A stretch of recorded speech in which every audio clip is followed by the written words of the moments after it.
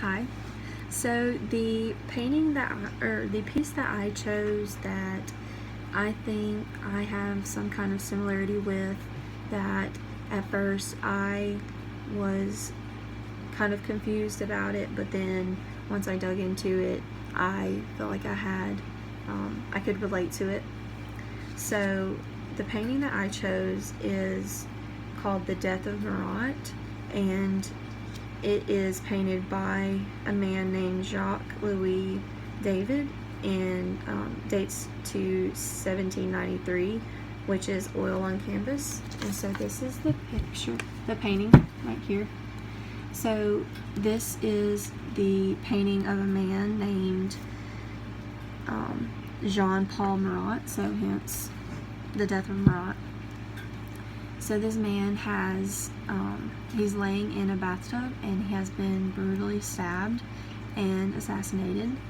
And so someone came into his home and stabbed him and killed him, and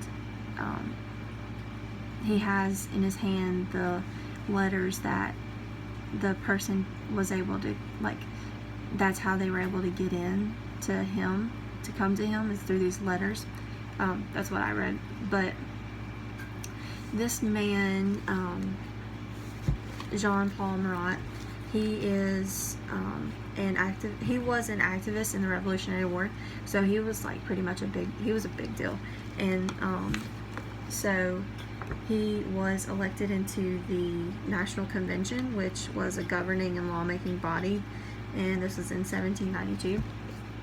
But what happened was he had this skin condition, this rare skin condition where he had to leave the position, and he would be he would soak his body in the bathtub for 4 or 5 hours at a time every day. So that's what he's doing in this picture when he was killed.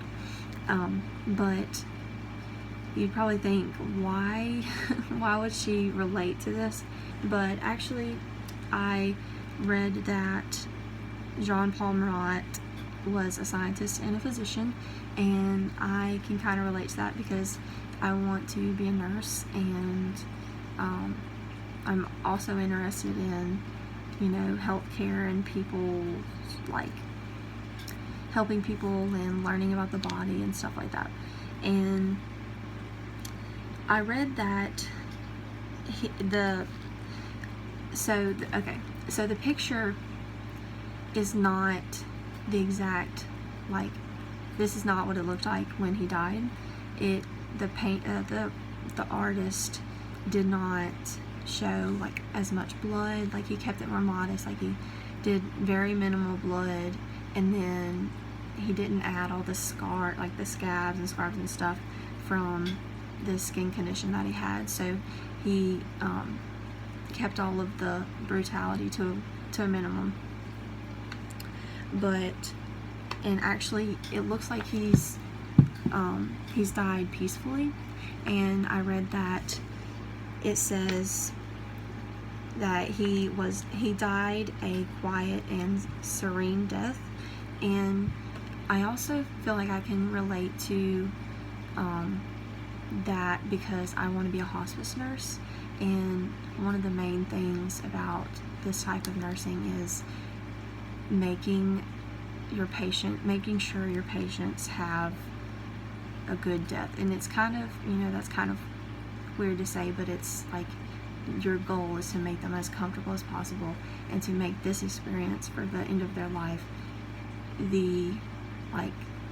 you want it to be good for them. You don't want it to be even more suffering and even more pain that they've already been through. You want to help them through that. And so when I read that he died, quiet and serene death, I could relate to that because I know that when I'm going to be a hospice nurse, that's what the goal is to give them this quiet and serene death.